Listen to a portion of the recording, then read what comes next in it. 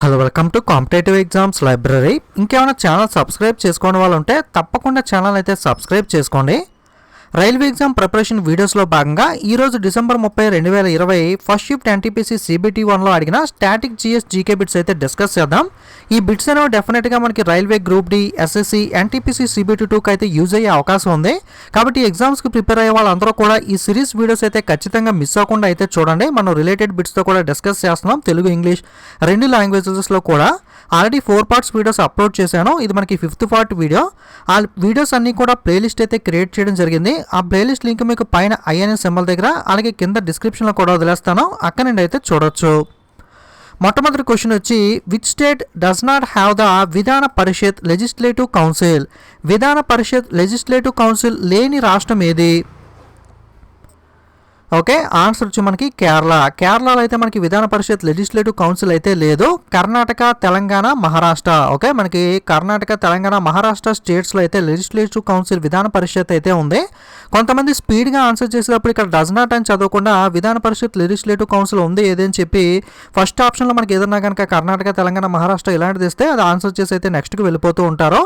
So question అనేది కేర్ఫుల్గా చూసుకోండి, లేకపోతే నెగిటివ్ మార్కింగ్ అనేది పోతుంది, మీకు వచ్చి మార్క్ కూడా పోతుంది. సో మనకి లెజిస్లేటివ్ కౌన్సిల్ విధాన పరిషత్ ఉన్న రాష్ట్రాలు చూసినట్లయితే ఒకసారి లిస్ట్ అనేది ఆంధ్రప్రదేశ్, బీహార్, కర్ణాటక, మహారాష్ట్ర, తెలంగాణ అండ్ ఉత్తరప్రదేశ్. ఆంధ్రప్రదేశ్, బీహార్, కర్ణాటక, మహారాష్ట్ర, తెలంగాణ, ఉత్తరప్రదేశ్లో అయితే లెజిస్లేటివ్ కౌన్సిల్ విధాన పరిషత్ అయితే ఉండడం జరిగింది. కానీ ఆంధ్రప్రదేశ్ చూసుకున్నట్లయితే ఈ లెజిస్లేటివ్ కౌన్సిల్ని మనకి అబాలిష్ చేయడానికి 27 జనవరి 2020న రెజల్యూషన్ అయితే పాస్ చేయడం జరిగింది. పార్లమెంట్లో అయితే ఇంకా క్లియర్ అవ్వాలి. వన్స్ మనకి పార్లమెంట్లో క్లియర్ అయితే ఆంధ్రప్రదేశ్లో ఇకపై లెజిస్లేటివ్ కౌన్సిల్ విధాన పరిషత్ అయితే మనకి అఫీషియల్గా అయితే ఇంకా ఉండదు. As of October 2020, who is the chairman of 15th finance commission of India? July 2020 నాటికి 15వ భారతీయ ఆర్థిక సంఘం చైర్మన్ ఎవరు? ఓకే, ఆన్సర్ వచ్చి మనకి NK Singh. Okay, NK Singh వచ్చి మనకి 15వ ఆర్థిక సంఘం chairman, 15th finance commission chairman. హూస్లో చాలాసార్లు అయితే మనం చెప్పుకున్నాం. Which of the following is a metalloid? క్రింది వాటిలో ఉపలోహం ఏది? ఓకే, ఆన్సర్ వచ్చి మనకి సిలికాన్. ఓకే, సిలికాన్ వచ్చి మనకి ఉపలోహం, మెటలాయిడ్. ఓకే, కొన్ని మెటలాయిడ్ ఎగ్జాంపుల్స్ అయితే చూద్దాం. మనకి పీరియాడిక్ టేబుల్లో ఆవర్తన పట్టికలో బోరాన్, సిలికాన్, జెర్మేనియం, ఆర్సెనిక్, అటిమోనీ, మనకి టెలూరియం, అలాగే అస్టాటిన్, పోలీనియం, ఇవన్నీ కూడా మనకి మెటలాయిడ్స్ ఉపలోహాల కిందకైతే కేటగిరీ చేయడం జరిగింది. Who founded the slave dynasty? బానిస వంశం లేదా బానిస రాజ్యాన్ని స్థాపించింది ఎవరు? ఓకే, ఆన్సర్ వచ్చి కుతుబుద్దీన్ ఐబక్. ఓకే, కుతుబుద్దీన్ ఐబక్ వచ్చి మనకి బానిస వంశం లేదా బానిస రాజ్యం స్లేవ్ డైనెస్టీని అయితే స్థాపించడం జరిగింది. Which of the following is the administrative capital of south Africa? క్రింది వాటిలో దక్షిణాఫ్రికా పరిపాలనా రాజధాని ఏది? ఓకే, ఆన్సర్ వచ్చి మనకి ప్రిటోరియా. ఓకే, ప్రిటోరియా అనేది దక్షిణాఫ్రికా యొక్క పరిపాలనా రాజధాని. Okay, administrative capital of south Africa. South ఆఫ్రికాకి అయితే మనకి 3 క్యాపిటల్స్ అయితే ఉంటాయి. సో 3 క్యాపిటల్స్ ఏంటి అంటే, ఒకటి ఎగ్జిక్యూటివ్ క్యాపిటల్, ఇప్పుడు క్వశ్చన్లో అడిగారు కదా, ప్రిటోరియా అనేది ఎగ్జిక్యూటివ్ క్యాపిటల్ సౌత్ ఆఫ్రికాకి. అలాగే జ్యుడిషియల్ క్యాపిటల్ అడిగితే కనుక బ్లూమ్ ఫౌంటైన్, అలాగే లెజిస్లేటివ్ క్యాపిటల్ అడిగితే కనుక Cape town. Okay, so 3 Capitals అయితే ఉన్నాయి, కన్ఫ్యూజ్ అవ్వకుండా గుర్తుపెట్టుకోండి. Which is the first nuclear reactor made in India? భారతదేశంలో తయారు చేయబడిన మొట్టమొదటి న్యూక్లియర్ రియాక్టర్ ఏది? ఓకే, ఆన్సర్ వచ్చి మనకి అప్సరా. అప్సరా అనేది మనకి భారతదేశంలో తయారు చేయబడిన మొట్టమొదటి nuclear reactor. Next, India first and oldest nuclear reactor ఏది అని అడిగితే అప్సరా అవుతుంది. ఇండియా యొక్క మొట్టమొదటి న్యూక్లియర్ పవర్ ప్లాంట్ అడిగితే కనుక మనకి TAPS, Tarapur atomic power station అయితే అవుతుంది. ఈ రెండింటికి కన్ఫ్యూజ్ అవ్వకండి. Nuclear reactor Apsara, nuclear power plant వచ్చి Tarapur atomic power station. Which of the following is the ancient Buddhist text? క్రింది వాటిలో పురాతన బౌద్ధ గ్రంథం ఏది? ఓకే, ఆన్సర్ వచ్చి మనకి అభిధర్మ కోశ. ఓకే, అభిధర్మ కోశ అనేది మనకి పురాతన బౌద్ధ గ్రంథం అనేది మనకి బౌద్ధికి సంబంధించిన పుస్తకం ఇది. అలాగే జాతక టైల్స్ అనేది కూడా మనకి బుద్ధిజంకి సంబంధించింది. ఈ క్వశ్చన్ కూడా చాలా షిఫ్ట్స్లో అయితే అడిగారు. Who was the founder of Vishishtadvaita philosophy? Vishishtadvaita సిద్ధాంతాన్ని స్థాపించిన వారు ఎవరు? ఓకే, ఆన్సర్ వచ్చి రామానుజనాచార్య.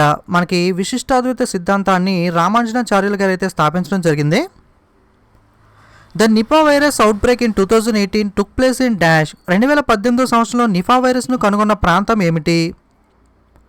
ఓకే, మనకి నిపా వైరస్ను 2018లో కేరళలో అయితే కనుగొనడం జరిగింది. మలయాళంలో మనకి వైరస్ అనే చిత్రం కూడా రావడం జరిగింది కదా. Which of the following is not a abiotic component? క్రింది వాటిలో నిర్జీవ అంశీభూతం కానిది ఏది? ఓకే, ఆన్సర్ వచ్చి గ్రీన్ ప్లాంట్, పచ్చని మొక్క. Which eminent person is associated with Bardoli? బార్దోలితో సంబంధం ఉన్న వ్యక్తి ఎవరు? ఓకే, మనకి బార్దోలి సత్యాగ్రహంతో సంబంధం ఉన్న పర్సన్ వచ్చి సర్దార్ వల్లభాయ్ పటేల్. ఓకే, సర్దార్ వల్లభాయ్ పటేల్ గారు మనకి బార్దోలి సత్యాగ్రహంతో సంబంధం ఉన్న వ్యక్తి. మనకి ఉప్పు సత్యాగ్రహం అయితే మహాత్మా గాంధీ గారు మీ అందరికీ తెలిసిందే. Which of the following welfare scheme achievements have been recognized by the Guinness World Records? క్రింది వాటిలో సంక్షేమ పథకం యొక్క విజయాన్ని గిన్నిస్ ప్రపంచ రికార్డుల ద్వారా గుర్తించబడిన పథకం ఏది?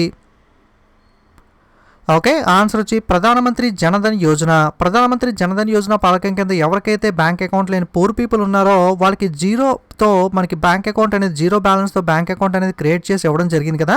సో ఆ పథకమే ప్రధానమంత్రి జనధన్ యోజన అనేది. ఈ పథకం మనకి గిన్నిస్ వరల్డ్ రికార్డులోకి అయితే రీచ్ అవ్వడం జరిగింది. The big bang theory was propounded by dash? మహావిస్ఫోటక బిగ్ బ్యాంగ్ సిద్ధాంతాన్ని ప్రతిపాదించిన వారు ఎవరు? ఓకే, ఆన్సర్ వచ్చి మనకి Georges Lemaitre. Okay, Georges Lemaitre గారు అయితే మనకి మహావిస్ఫోటక బిగ్ బ్యాంగ్ థియరీని అయితే ప్రపోజ్ చేయడం జరిగింది. Who road the great literary work Mrichchhakatikam? Okay, Mrichchhakatikam అనే గొప్ప రచనను రచించిన వారు ఎవరు? ఓకే, ఆన్సర్ వచ్చి మనకి శూద్రక. శూద్రకుడు మనకి మృచ్ఛకటికాన్ని అయితే రచించడం జరిగింది. ఇటువంటి యాన్సెంట్ బుక్స్ అండ్ ఆథర్స్ మీద కూడా నేను ఆల్రెడీ వీడియో చూశాను. ఆల్రెడీ చూడడం వల్ల ఉంటే మనకి ancient books and authors competitive exams library అని యూట్యూబ్లో సెర్చ్ చేసి అయితే మీరు చూడొచ్చు. Who was the viceroy when the royal commission on civil services was formed in 1912? 1912 సంవత్సరంలో పౌర సేవలపై రాయల్ కమిషన్ ఏర్పడినప్పటి వైస్రాయ్ ఎవరు? ఓకే, ఆన్సర్ వచ్చి మనకి Lord Hardinge. Which of the following is situated in Jammu and Kashmir? క్రింది వాటిలో జమ్మూ అండ్ కాశ్మీర్లో మనకి ఉన్నది ఏది? ఓకే, ఆన్సర్ వచ్చి మనకి డాచింగామ్ నేషనల్ పార్క్, డాచింగామ్ జాతీయ ఉద్యానవనం అనేది మనకి Jammu. Okay, next 1 KB 1 kilobyte is equal to dash bytes? 1 kilobyte అనేది ఎన్ని బైట్లతో సమానం? ఓకే, ఆన్సర్ వచ్చి 1024 bytes. 1 KB is equal to 1 kilobyte is equal to 1024 బైట్స్కి అయితే ఈక్వల్ అవుతుంది. మనకి మెమరీ ఒకసారి చూసినట్లయితే చిన్న మెమరీ ఉన్న వాటిలో మనకి బిట్ అంటారు. సో బిట్ అంటే 0 లేదా 1. అలాగే 1 nibble is equal to 4 bits. Okay, లేదా 4 బిట్స్ని ఏమని పిలుస్తారు అంటే 1 నిబల్. ఈ బిట్ కూడా చాలా చాలా ఇంపార్టెంట్, మనకి చాలాసార్లు అయితే అడిగారు. అలాగే 1 byte is equal to 8 bits. 1 KB kilobyte is equal to 1024 bytes. ఇప్పుడు అడిగిన క్వశ్చన్ ఇదే. అలాగే 1 MB 1 megabyte is equal to 1024 kilobyte. 1 GB 1 gigabyte is equal to 1024 మనకి MB. 1 TB 1 terabyte is equal to 1024 GB. Okay, 1 TB తర్వాత TB తర్వాత మనకి memory అనేది petabyte, ఎక్సాబైట్, జొటాబైట్, యోటాబైట్ అని అయితే ఉండడం జరుగుతుంది. ఓకే, మనకి ఆప్షన్స్లో ఒక 4 ఇచ్చి ఇందులో పెద్ద మెమరీ ఏది, లేదా చిన్న మెమరీ ఏది, లేదా 1 GB ఈజ్ ఈక్వల్ టు ఎంత, ఇటువంటి రిలేటెడ్ క్వశ్చన్స్ అయితే అడుగుతూ ఉంటాడు. The 2022 Commonwealth Games are scheduled to be held in which place? 2022 సంవత్సరంలో కామన్వెల్త్ క్రీడలు ఇక్కడ జరగనున్నాయి? ఓకే, ఆన్సర్ వచ్చి మనకి బర్మింగ్హామ్. ఓకే, బర్మింగ్హామ్లో అయితే 2022లో కామన్వెల్త్ క్రీడలు అయితే జరగబోతున్నాయి.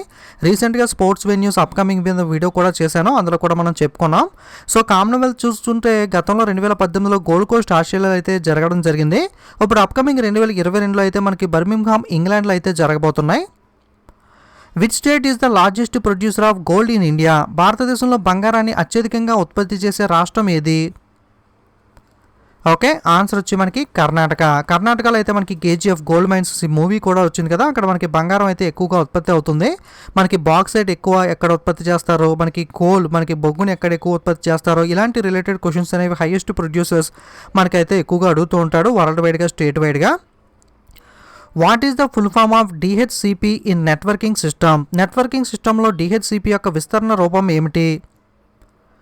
ఓకే, నెట్వర్కింగ్లో DHCP యొక్క ఫుల్ ఫామ్ అడిగారు. Dynamic host configuration protocol. Okay, dynamic host configuration protocol అనేది DHCP యొక్క ఫుల్ ఫామ్. సో గ్రూప్ డీలో మరి అంత డీప్గా అయితే అడగకపోవచ్చు. The SAT-E project is associated with which of the following fields? క్రింది వాటిలో SAT-E. ఓకే, SAT-E అనే ప్రాజెక్ట్ దేనికి సంబంధించింది? ఓకే, సాతి అనేది మనకి ఎడ్యుకేషన్కి సంబంధించింది, విద్యారంగానికి సంబంధించిన ప్రాజెక్ట్. సాతి ఫుల్ ఫామ్ చూసినట్లయితే sustainable action for transforming human capital in education. Which of the following is the satellite based augmentation system of India? క్రింది వాటిలో ఉపగ్రహ ఆధారిత బలోపేత వ్యవస్థ ఏది? ఓకే, ఆన్సర్ వచ్చి మనకి Gagan. India longest road come rail bridge connecting Assam and Arunachal Pradesh is call the dash. Assam మరియు అరుణాచల్ ప్రదేశ్లను కలుపుతున్న భారతదేశంలో పొడవైన రోడ్ కమ్ రైల్వే వంతెన పేరు ఏమిటి? ఓకే, ఆన్సర్ వచ్చి మనకి బోగీబీల్ బ్రిడ్జ్. ఓకే, బోగీబీల్ వంతెన అనేది మనకి భారతదేశంలో పొడవైన రోడ్ కమ్ రైల్వే బ్రిడ్జ్. అంటే ఒకే బ్రిడ్జ్ పైన మనకి పైన వరుసలో రైలు వెళ్తూ ఉంటాయి, కింద వరుసలో మనకి వాహనాలు వెళ్తాయి, లేదా మనకి పైన వాహనాలు వెళ్తుంటే కింద రైలు, ఈ విధంగా అయితే ఉంటుంది. అలాగే గోదావరి పైన కూడా మనకి రోడ్ కమ్ రైల్వే బ్రిడ్జ్ అయితే ఉంటుంది కదా, గోదావరి డిస్ట్రిక్ట్ వాళ్ళు ఎవరైనా ఉంటే చూసే ఉంటారో. ఓకే, సో భారతదేశంలో అతిపెద్ద రోడ్ కమ్ రైల్వే వంతెన ఏది అంటే బోగీబీల్ బ్రిడ్జ్ అనేది. ఇది బ్రహ్మపుత్ర రివర్ దగ్గర అయితే బోగీబీల్ నియర్ దిబ్రుగర్ అస్సాం దగ్గర అయితే ఉంటుంది. Which of the following is not related to centre state relation in India? క్రింది వాటిలో భారతదేశంలో కేంద్ర రాష్ట్ర సంబంధాలకు సంబంధించినది ఏది? ఆన్సర్ వచ్చి మనకి Kothari commission. Which of the following is composed of nerve fibres that meditate reflex actions and the transmit impulse to and from the brain? నాడీ తంతువులు అసంకల్పిత ప్రతీకార చర్యలకు మధ్యవర్తిత్వం వహిస్తూ మరియు మెదడు నుండి ప్రచోదకాలను క్రింది వాటిలో దేనికి ప్రసారం చేస్తాయి? ఓకే, ఆన్సర్ వచ్చి స్పైనల్ కార్డ్, వెన్నుముకకు. India's first ever innovative advanced earth observation satellite launched in 2018. 2018లో భారతదేశం ప్రయోగించిన అత్యాధునిక భూ పరిశీలన ఉపగ్రహం ఏది? ఓకే, ఆన్సర్ వచ్చి మనకి హైసిస్. హైసిస్ అనేది మనకి ఎర్త్ అబ్జర్వేషన్ శాటిలైట్ మనకి ఇస్రో 2018లో లాంచ్ చేయడం జరిగింది. ఒకసారి 2018 నుండి ప్రస్తుతం దాకా ఇస్రో లాంచ్ చేసిన ఎర్త్ అబ్జర్వేషన్ శాటిలైట్స్ లిస్టు చూసినట్లయితే 2018లో కార్టోసాట్ 2 సిరీస్ అయితే లాంచ్ చేయడం జరిగింది. తర్వాత హైసిస్ 2018 నవంబర్ 2018 అయితే లాంచ్ చేశారు. ఈ క్వశ్చన్ మనకైతే ఇప్పుడు అడిగారు కదా, 2018లో లాంచ్ చేసింది ఏది అని. అలాగే 2019లో మనకి రిసాట్ 2B, అలాగే కార్టోసాట్ 3 అయితే, అలాగే రిసాట్ 2B-R1 అయితే ప్రయోగించడం జరిగింది. 2020లో EOS 1, అలాగే 2021లో EOS 3 అయితే మనకి ఇస్రో అయితే లాంచ్ చేయడం జరిగింది. వాటి యొక్క లాంచ్ వెహికల్ లిస్ట్ అనేది కూడా మీకు కావాలనుకుంటే చూడొచ్చు. ఓకే, స్క్రీన్ షాట్ తీసుకోండి ఎవరికైనా కావాలితే. Which is the 29th state of India created in 2014? 2014లో భారతదేశంలో 29వ రాష్ట్రంగా ఏర్పడింది ఏది? ఓకే, ఆన్సర్ వచ్చి మనకి తెలంగాణ స్టేట్. తెలంగాణ స్టేట్ 2014లో మనకి 29వ రాష్ట్రంగా ఏర్పడడం జరిగింది. సో మనకి ఇండియాలో ఉన్న స్టేట్ ఫార్మేషన్ ఇయర్స్కి సంబంధించి, అలాగే యూనియన్ టెరిటరీకి సంబంధించి ఆల్రెడీ నేను వీడియో అయితే చేశాను, అలాగే ఇమేజ్ కూడా టెలిగ్రామ్ ఇన్స్టాలో కూడా పోస్ట్ చేశాను, ఒకసారి చెక్ చేసుకోండి. Operation green is a government scheme for dash. Operation green అనేది దేనికి సంబంధించిన ప్రభుత్వ పథకం? ఓకే, ఆన్సర్ వచ్చి supply stabilization of TOP crops. TOP అంటే tomato, onion, potato. Okay, TOP tomato, onion, potato పంటల సరఫరా స్థిరీకరణకు సంబంధించిందే ఈ ఆపరేషన్ గ్రీన్ అనే పథకం. మనకి బడ్జెట్లో అయితే దీన్ని రిలీజ్ చేయడం జరిగింది. The Bering strait connects the dash. Bering జలసంధి వీటిని కలుపుతుంది. ఓకే, ఆన్సర్ వచ్చి Arctic Ocean and Pacific Ocean. మనకి ఆర్కిటిక్ మహాసముద్రాన్ని, పసిఫిక్ మహాసముద్రాన్ని బేరింగ్ జలసంధి, బేరింగ్ స్ట్రైట్ అనేది అయితే కలుపుతుంది. ఓకే, బేరింగ్ స్ట్రైట్ అనేది మనకి ఏ సముద్రాలను కలుపుతుంది అంటే ఆర్కిటిక్ మరియు పసిఫిక్ మహాసముద్రం. లేదా ఏ ఖండాలు, ఏ కాంటినెంట్స్ని కలుపుతుంది అని అడిగితే కనుక ఉత్తర అమెరికా మరియు ఆసియా, నార్త్ అమెరికా, ఆసియా కాంటినెంట్స్ని అయితే మనకి బేరింగ్ స్ట్రైట్ అయితే కలపడం జరుగుతుంది. Which of the following is used in plastic? క్రింది వాటిలో ప్లాస్టిక్లో ఉపయోగించేది ఏది? ఓకే, ఆన్సర్ వచ్చి మనకి ethylene. India scientific mission to observe and study the solar corona is call the dash. సూర్యుని కాంతి వలయాన్ని సోలార్ కరోనా పరిశీలించడానికి మరియు అధ్యయనం చేయడానికి భారతీయ శాస్త్రీయ మిషన్ను ఏమని పిలుస్తారు? ఓకే, ఆన్సర్ వచ్చి Aditya L1. Which of the following is classified under the kingdom Animalia? క్రింది వాటిలో ఏది రాజ్యం మనకి ఎనిమేలియాలో వర్గీకరించబడింది? ఓకే, ఆన్సర్ వచ్చి మనకి Metazoa. In the contest of computer tracker ball is a dash device. Tracker ball అనేది కంప్యూటర్లో ఎటువంటి డివైస్? ఓకే, ఆన్సర్ వచ్చి ట్రాక్ బాల్ అనేది మనకి ఇన్పుట్ డివైస్. ట్రాక్ బాల్ అనేది ఇక్కడ ఇమేజ్ కనబడుతుంది కదా, ఈ విధంగా ఉంటుంది. అంటే మనకి కీబోర్డ్ లాగా, మౌస్ లాగా ఏ విధంగా అయితే మనకి ఇన్పుట్ని కంప్యూటర్కి ఇస్తామో, అలాగే ట్రాక్ బాల్ ద్వారా కూడా మనకి ఇన్పుట్ని అయితే ఇవ్వడం జరుగుతుంది. కాబట్టి ట్రాక్ బాల్ అనేది మనకి ఒక input device. Next, invertebrates do not include మనకి అకశేరుకాలలో లేనిది ఏది? ఓకే, ఆన్సర్ వచ్చి మనకి రెప్టైల్స్, సరీసృపాలు. లార్డ్ మహావీర ఒరిజినల్ నేమ్ మనకి మహావీరుని యొక్క అసలు పేరు ఏమిటి? ఓకే, మహావీరుని యొక్క అసలు పేరు వచ్చి మనకి వర్ధమాన. ఓకే, వర్ధమాన మహావీరుడు అని పిలుస్తూ ఉంటారు కదా, వర్ధమాన మహావీరుడు. ఓకే, మహావీర ఒరిజినల్ నేమ్ వచ్చి వర్ధమానుడు. Where is the Zojila tunnel project located? Zojila tunnel project ఎక్కడ ఉంది?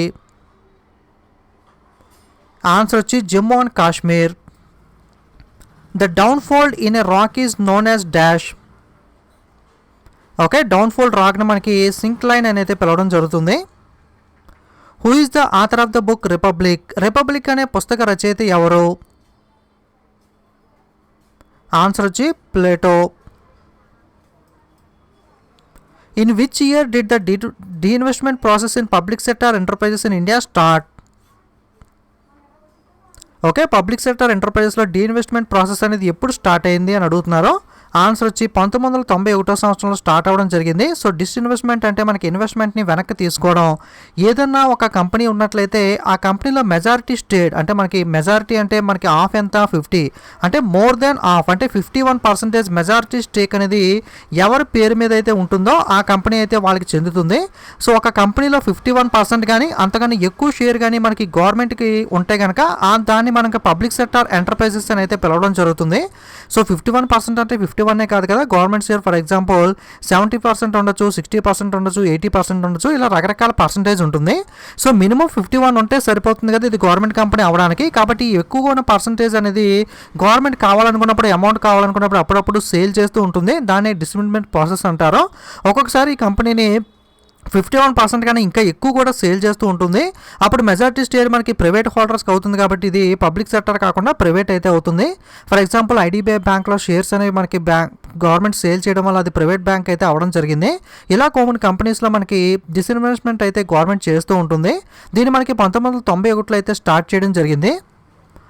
Wear are the headquarters of OECD is located? OECD యొక్క ప్రధాన కార్యాలయం ఎక్కడ ఉంటుంది?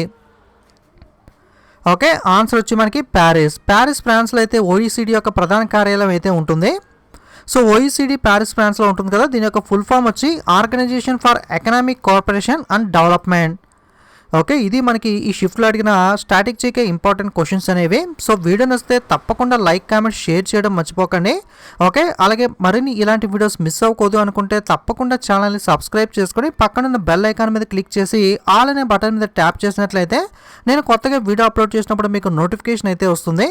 అలాగే సోషల్ మీడియా లింక్స్ కూడా డిస్క్రిప్షన్లో ఉన్నాయి, లేదా డైరెక్ట్గా మీరు టెలిగ్రామ్, ఇన్స్టాగ్రామ్లోకి వెళ్ళి కాంపిటేటివ్ ఎగ్జామ్స్ లైబ్రరీస్ వెళ్ళి మిస్టేక్ లేకుండా సెట్ చేసి మన ఛానల్ లోగో వస్తుంది కదా, దాని మీద క్లిక్ చేసి మీరు అయితే జాయిన్ అవ్వచ్చు. ఇది ఈరోజు వీడియో అనేది. Thanks for watching.